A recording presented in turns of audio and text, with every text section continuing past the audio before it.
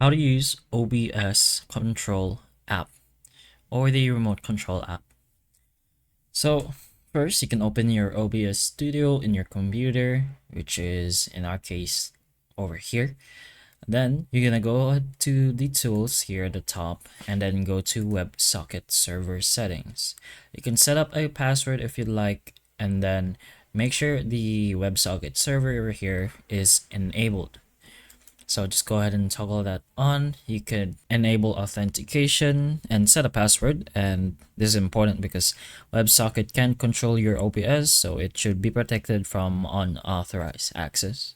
Other than that, for ease of access later, you can press on Show Connect Info over here to take a look at your QR code, which you can use later.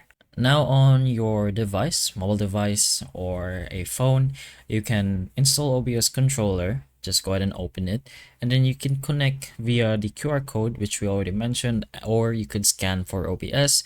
In this option, make sure you are connected to the same internet connection as your main OBS streaming device, which is going to be your computer or your PC. You can connect using your QR code option, open the camera, and then just scan the QR code on your OBS, or you can scan for OBS from the same local network. But that's pretty much the basic idea on how you do this. Hopefully this helps, and if it can, please like and subscribe for more videos like this, and that's all.